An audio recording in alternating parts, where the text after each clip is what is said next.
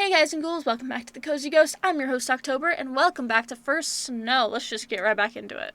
Rubbing sleep from my eyes as I slowly drag myself to the living room, a restrained yawn heralds my entrance. I thought I might have trouble getting to sleep in an unfamiliar place, but after everything that happened, I crashed almost immediately. Looks like Eileen's family are early risers. Noises from the kitchen, presumably being from her parents, while the television blares away just ahead. The fire's crackling would make it quite a cozy scene, if not for being interspersed with cartoon voices. Eve sits on the couch as I glance down, already bundled up in her winter outfit like a puffy ball of clothing. Eagerly watching the morning cartoons, her legs swing away as she happily munches on a bowl of brightly colored cereal. I can't help but smile, reminded of my own childhood. The show and the setting might be different, but the innocence is just the same. I forgot what the simple experience felt like. I take a seat beside the oversized hamster, Eve barely acknowledging my presence, before Eileen pops in from the kitchen and calls out to me. Looks like the coffee in her hand hasn't quite kicked in yet. Allison. Want any food? There's toast and cereal if you want any. I don't usually eat breakfast. Thanks, though. Shrugging in response, the tired Eileen heads back out. Despite settling down to watch Eve's cartoons with her, I can't help but eavesdrop as the conversation between Eileen and her mother can be heard from the other room. Any plans for the day? Was going to study for school. Real studying? Not just drawing? The cartoon's loud exclamations punctuate the short silence that forms Eileen's response. Should have known. I've seen your marks from high school. I just want you to do well. Maybe you can have Allison help. She seems to have a good head on her shoulders. She's been helping me with my math already. And here I was, worrying about who you might end up with for a girlfriend. You know I can handle myself fine. Why worry? Because I'm your mother. That's why. Eileen doesn't exactly sound buoyed by the comments, but I have to admit that the praise is nice to hear. It is a bit sad to hear her mother doesn't approve of her pursuing art, though.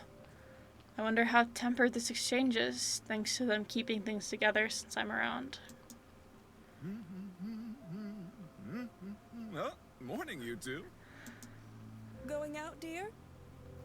Just swinging into town to grab paper and milk. Want to come along? Eve, Allison, we're heading out for a moment. Okay. We're going by your favorite shop, Eve.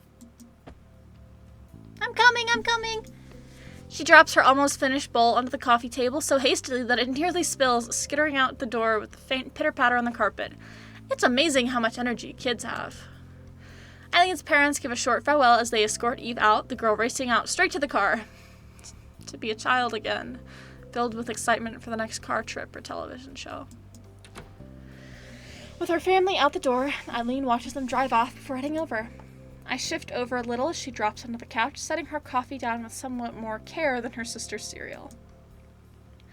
I give a loud stretch, but rather than being out of tiredness, it's more to calm myself as my heartbeat starts beating in anticipation. We're finally alone. For real this time. As I look over to Eileen, it's obvious that she has the same idea as she turns off the television. Wanna pick up where we left off last night? I want to, but isn't it kind of early for this? She has to think that one through. It'll wake us up. You know what? She's not wrong. I'm not given a chance to respond as she presses her lips to mine. Not that I particularly want to argue the fact. This will likely be the last time we can share a moment like this for a good while. Wait. The snow makes a satisfying sound as I pat it down, each handful making the sphere before me that little bit larger. It's surprising how much physical work putting a snowman together is, but this is my first time making one this size. Standing out on the front lawn in the cold of the early morning, I keep patiently patting away at my creation, slowly but surely building him up. I've been wanting to make a snowman for a while now, but between moving, studying, and hanging out with others, there just hasn't been much time. While I might have wanted to keep lazing around with Eileen, her family probably won't take much longer to get back, and she wanted to keep practicing her art. If nothing else, at least we were both more awake now. It's rather nice to be out here, despite the cold, given some much-needed time to unwind. think I'm living up to the expectations of Eileen's family, but living in another's home under the gaze of strangers is still stressful. Not that I'm alone out here. The odd squirrel flits about in the distance between the trees, and birds can be heard chirping away from the pines. I wonder if Eileen, for her love of the outdoors, appreciates the sounds of nature around here. Even if you're the only person around, you're never really alone. The air is nice here, too. Fresh, with just a hint of pine wafting from the trees. It's only when a car door clanks shut behind me that I realize I've become so distracted with my surroundings. Her father makes idle mention of how little traffic they encountered as they passed into the house, with her mother guessing that the cars must be going in the direction of the city instead. Eve bounces out of the car after them before stopping to spy at what I'm up to. Oh, a snowman! Yup, never had time to make one back home. Want to build one too? Yeah! Needing no further prompting, she enthusiastically rushes past me and crouches down, pushing together snow with her tiny gloved hands. The two of us start working away, with her snowman slowly starting to take form next to mine. There's almost a therapeutic feel to it all, relaxing outside as I see the large snowman coming together with each little step. Even Eve seems to have quieted down, focusing wholly on her work. Maybe this is a bit what sculpture is like. It's satisfying to build something with my own hands, and see an object form where there was nothing before. Looking over to Eve's snowman as I go, I'm impressed with how quickly she managed to get something together. The slightly lopsided figure, roughly equal to her height. Wow. You must have lots of practice. She continues working away at it, making a bit of a show of pounding the snow into the shape with both her hands, her entire up being put into it. Eileen taught me how to make snowmen. There's a bit of hesitation still, as if reminding herself that she shouldn't talk too much to the stranger suddenly hanging around her sister. Hopefully the fun of sharing the experience might help distract her. It sounds like you and Eileen are really close. I don't get to play with her much now that she's moved out. I miss her when she goes away, but Mom and Eileen always argue when she's home. You could visit her back in Utah, maybe. I'm sure she'd like the company. Dad says we will, but he's always got work. I want to see her paintings. She was always making them before she went away. Her paintings are really pretty, aren't they? Yeah, but Mom said it's not a real job, so Eileen gets mad. Aww. What about Dad? Dad said he thinks the same, but that they shouldn't fight so much over it. Aww. Sounds like they don't get along very well. Hey, can you make Eileen happier? It's so sad. I'll certainly do my best. Satisfied with the best answer I could drum up, she goes back to work on her snowman, the little hands collecting some more snow to pat on. That's really sad. And I know a lot of people have careers that their parents don't approve of, but like... I might say that, but I don't really know her to begin now that I think about it. She's done a lot for me, but when I think back to when we've been together, all I've been able to do around her is watch as she draws and paints. I'm just getting myself worried over her. She said Eileen's perfectly capable of looking after herself. It's not like she needs me to be happy. Trying to stop myself from dwelling, I focus on patting the head of my snowman some more to make it a bit less rectangular. Do you paint too? Not really. I just draw cute things. I draw too. Can I show you my drawings later? Sure, that'd be great. Definitely. As she beams a grin, I'm glad to finally be making headway with her. I never thought I'd be bonding through messing about in the snow. Have you shown Mom and Dad? They're always busy, so I can't always show them. My nanny's seen all of them, though. She's nice. A nanny, huh? Suppose you don't get to live this nicely without some sacrifices. I wonder if Eileen was raised by a nanny, too. I wonder if either of them ever really connected with their parents. As we work away on our creations, the door opens once more. Looking around to see who it is, a familiar figure strides up. I do worry about her long boots in the slippery snow, but she doesn't seem bothered. Huh? What are you two doing? Making snowmen. You don't say. Well, if you want some lunch instead of freezing out here making snowmen all day, come in from the cold already. But I want to make him better. Eileen studies her work for a moment before reaching over towards me. Too confused to respond, I just stand there as Eileen's hands reach over and take my scarf in their grip. Unwinding it from my neck, she silently walks over to Eve's snowman, smartly wraps it around what's probably supposed to be the neck. That looks cool! There, he'll be happier now that he's less cold. He'll still be here when you get back, so go and eat something. Your show's starting, you know. Shocked that she might be missing even a minute, she completely drops any attention she had on the snowman and stomps off as quickly as her restricting clothing allows. It's obvious Eileen has Eve wrapped around her little finger. All I'm left to do is stare at Eileen, pouting. You can grab your scarf back when Eve gets bored of making him. I was going to use it on my own snowman. Seriously? I swear you're worse than her sometimes. The sound of Saturday morning kids' shows fills the living room as I walk back in, each hand carefully balancing a bowl of cereal. Eve sits quietly, wholly focused on watching television. While still something of a work in progress, she seems more content to let me hang around now, even if she doesn't engage much. Maybe simply being friendly company is enough for her. Despite being the weekend, Eve's parents are out once again. This time, they're with Eileen to check how her car is going. All the ways Eileen's home is different to my own, it's the sheer quiet that most gets me. With few cars around, nor people nearby, there's only the odd boisterous bird outside to make noise. I could get used to small town life like this. My spacing out is interrupted as the main door shuts with a loud thud. A familiar figure striding past. Hey. Welcome back. How's the car? It's fine. We're heading out once Dad's finished poking at it, by the way. Sure. Where are we going? You'll see. Finish your breakfast for now. I'll go get your clothes out and pack everything. Isn't this a bit of a rush? I still have sleep in my eyes from waking up, and she's usually a zombie at this time of morning. Still standing around with bowls in my hands, I hold them out and look down, checking that I'm not going crazy and did actually dress myself this morning. But I'm already dressed. Not for where we're going. What do you mean? The quiet morning is only punctuated by the crunch of snow underfoot, the occasional birds chirping, and the jangle of items from our backpacks. Apart from the woman plodding ahead before me and the footprints she leaves behind, all that I can see are pine trees, as much snow on their branches as greenery. Oh, and the puffs of condensation from our breaths. The scenery is nice, at least. I'd hardly expected to be spending today hiking through the forest when she dragged me out of the house, but so far it's been a pleasant way to spend the day. Tired as my legs may be, Eileen's pace doesn't falter.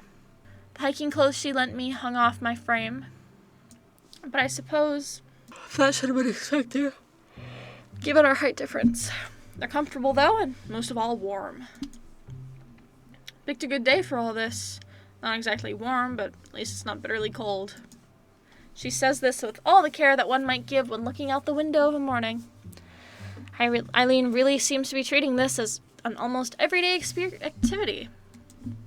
The fact we need bear spray out here also weighs on my mind, apparently being black bear country. Eileen simply carries it in stride. And so we keep plodding ahead. On the plus side, the air is nice and fresh up here. The odd huge bird squawking as it flies above us, its calls echoing around the mountains, makes for a nice atmosphere. When we are alone like this, her family feels like the elephant in the room. There's so much I want to talk to her about, but I'm not sure what I'm supposed to say since she told me not to pry. Wanting to fill the air with something, I end up settling for the mildest of small talk. So you're experienced at this, huh? Sure. Yeah, been for a few hikes around here. Played outside a lot as a kid, ended up adventuring more and more until I started hiking. With your father, or? No. No, alone. It's nice to have some time to myself. Without a doubt, Eileen has to be the most solitary person I've ever met. Maybe this explains her abrasiveness towards her parents, but it feels a little unfair for her to take it out on them. Coming out here has been a real help with my art, too. But we're running out of breath. I have to stop and take a moment to collect myself. My natural pace is slower than Eileen's, making this hike all the more taxing. How is all this related to art? The more life experiences you have, the more inspiration you have. Hard to create anything of worth while stuck in the four walls of my room. You need input to be able to create output. It's how culture works. Thinking on her words as I turn and start moving once more, Eileen's voice calls out, "Watch out, there's a stone there." I look at my feet, quickly stepping around the dangerous trip hazard. If it weren't so big, I'd move it out of the way for future people coming up here. I took this road a lot as a kid. It's probably the easiest way to make it through this area, but you still have to keep an eye out. My breathing heavy, I came to the grim realization that Eileen must have been far more fit when she was young than I am now. Sorry, I'm a total city kid, I guess. You're plenty smart, but you can't just pick up everything from books and the internet, you know. I don't really know how to receive that half compliment, half criticism. Is this where Eileen picked up her independence? Hiking in the woods alone? It's not like it's bad out here. The air and the sounds and everything are nice. I just can't imagine doing this alone. And not just because I'm barely being pulled along as it is. Do you think maybe we can rest soon? Going by the frown on her face, Eileen is clearly disappointed with my request. We've barely started.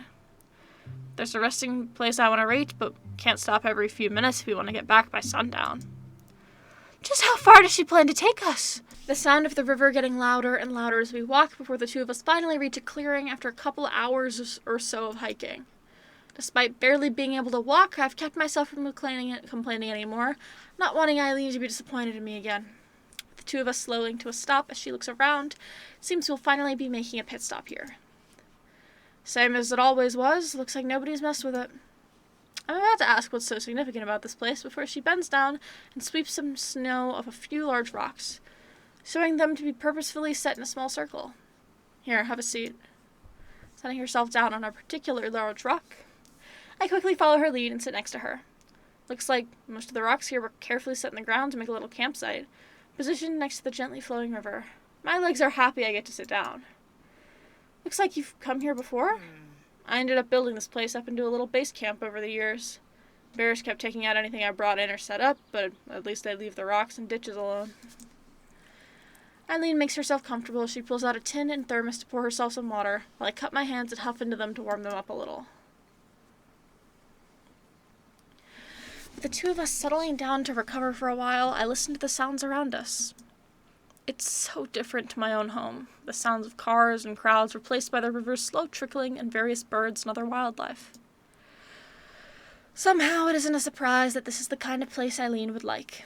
As she sits out here thinking to herself, she looks like part of the scenery, just as she did in her quiet art room. At least until Caprice and I made it decidedly less quiet. Then there's me, in my oversized clothes and labored breaths. It's peaceful. Yeah.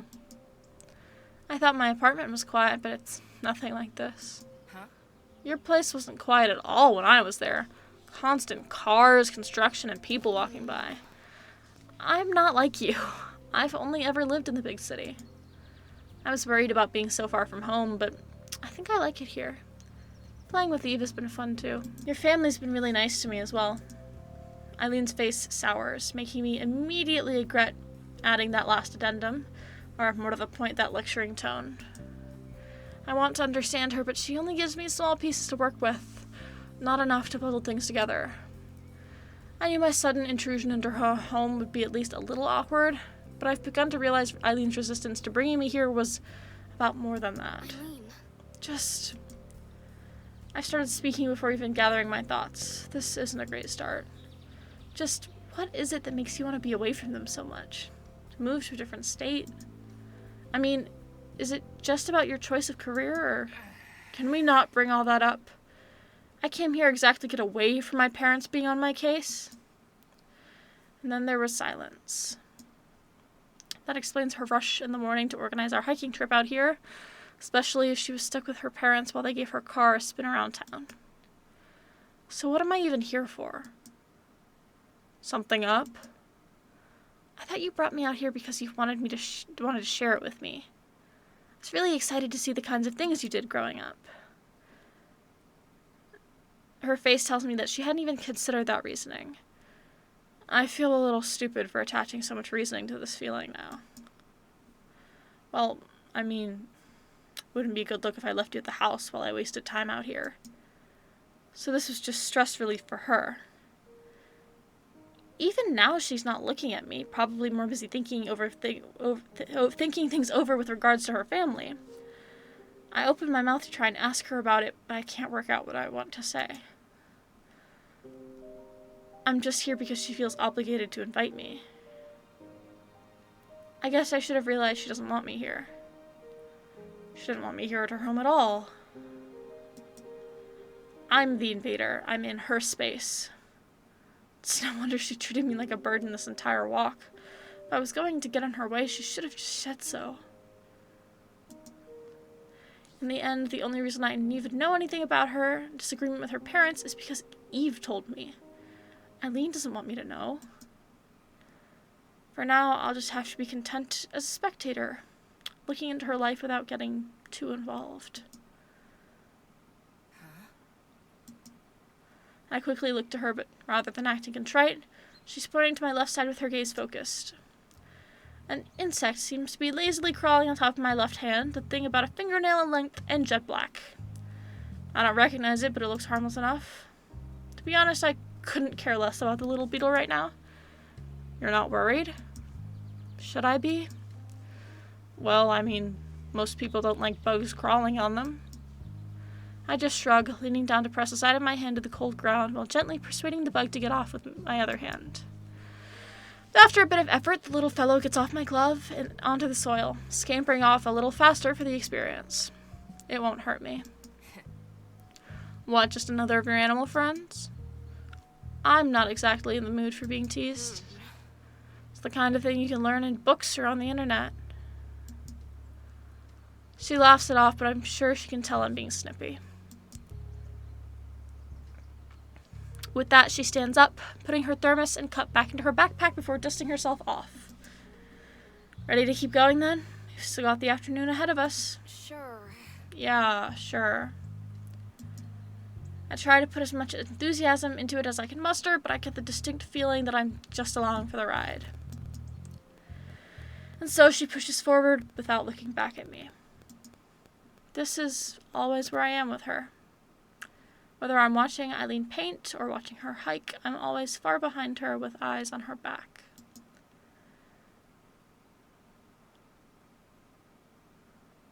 Huh. Interesting. I'm going to end this episode here.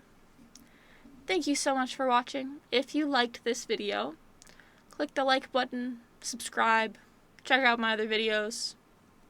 Yeah. This is interesting because it really does feel like,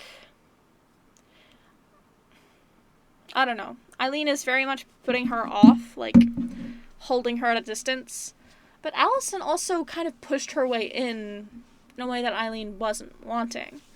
So it's really interesting to see the way that each of them perceives this. Yeah. Thank you so much for watching.